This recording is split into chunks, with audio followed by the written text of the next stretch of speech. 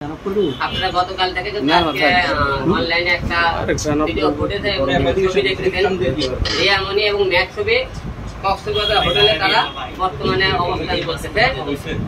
কক্সবাজার থেকে কালকে রাত্রে আমাদের লোকজন বিভিন্ন সাংবাদিকরা ধরার চেষ্টা করলে ওখানে ধরার পরে সেখান থেকে রাত 4টার দিকে এখান থেকে ওরা টেকনাফ করতেছে। এই মুহূর্তে তারা কক্সবাজার থেকে টেকনাফ গেছে। আমার কাছে ভিডিও ফুটেজ এবং তার যে লোকেশন এই মুহূর্তে চলে এসেছে। ঘটনা হলে কি আপনারা যারা দেখেছেন যে গত 2 দিন আগে আমি বগুড়াতে যাই আর কি, সেটা মনে করে আমাকে বললো বগুড়ার বাড়ি ঘর ঠিক করে বগুড়াতে থাকো, এখানে আর থাকবো না। আমি বগুড়ার বাসায় মনে করে ডুপ্লেক্স বাড়ি করতেছি, বাড়ি কাজ কাম চলতেছে। ওখানে যাওয়ার পরে আমি যেদিন যাই যাওয়ার পরে আমার সাথে মনে করে চৌরাস্তায় ইতির সাথে দেখা হয় আর কি। ইতির সাথে দেখা হলে তার সাথে মনে করেন 2-3টা ভিডিও বানাই আমি ওতে চলে যাই আর সে তার পেজের সাথে আমরা দিতে না। যাই হোক, যাওয়ার পরে আমি বগুড়া যাওয়ার পরে ওই সে আমাকে বলতে রাখে, আমি কল দিলে অডিও কল ধরে না, অডিও কল ধরে। সেই রাত্রি বেলায় যে আমাকে বলতেছে তুই হলে ইতি গেলে বগুড়া গেছি, ইতি গেলে বগুড়া গেছি, হ্যাঁ তুই ওকে হোটেলে গেছি। আমি কথা তোরা আমাকে ভিডিও কলে যাও, দিয়ে দেখ আমি কোথায়। ইতিকে তোমরা ভিডিও কল দাও। ম্যাক ছবি করছে কি ইতির বাসায় ওর ভাইকে পাঠায় যায়, ইতিকে বাসায় আছে না নাই, দেখি ইতি বাসায় আছে, আমি আমার বাসায় আছে। তখন করছে কি সেই রাত্রেবেলা ওরা মোটর সাইকেল নিয়ে কক্সবাজার যায়, ওরা হোটেলে মনে করেন চলাফেরা করে। এর মধ্যে গতকাল বৈশাখী টিভি তাদের বিভিন্ন ওই হোটেলের ফুটে দেবে, তারা বিভিন্ন হোটেলের যে খাওয়া ঘোরাফেরা করছে সেই ফুটেজগুলো তারা খুঁজে পায় আর খুঁজে পাওয়ার পরে বিভিন্ন আমাকে বৈশাখী টিভি এখন আমাকে নিউজ পাঠালো ভাই রিয়ামণি তো কক্সবাজার। কক্সবাজার মানে ও তো বললে আমি বাসায়।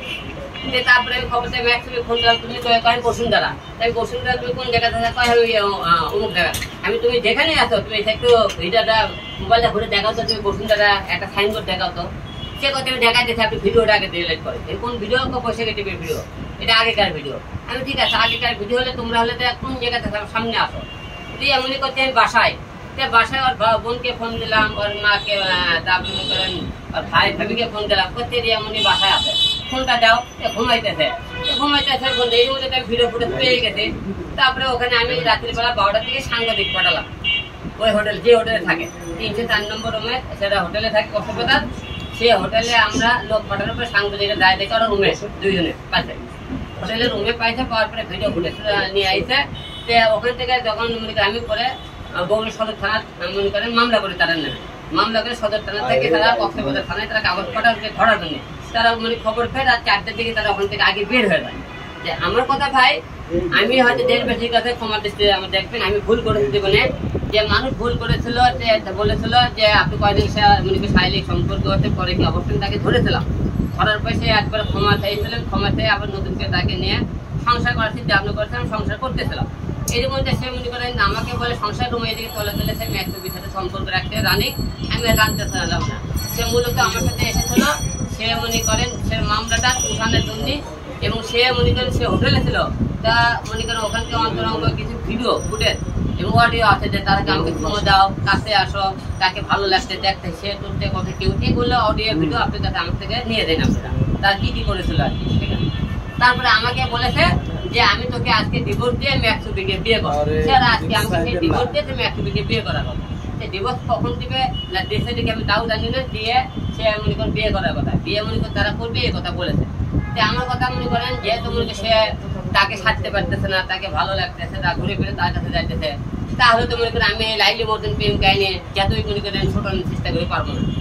যাই হোক, আপনারা যে ভিডিও ফুটেজ দেখেছি পরে গিয়ে করেছিল এবং সে মামলা তোলা তুলে সে আমার কাছে তোলে তাদের সম্পর্ক ম্যাচের চলাফেরা দেখা থাকে সব ঠিক ছিল।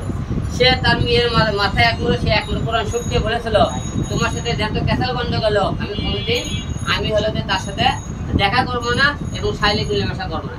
সেম কাজটা সে আবারও করেছে, আপনারা সবাই দেখেছেন, ভিডিও করে সহকারে দেখেছেন।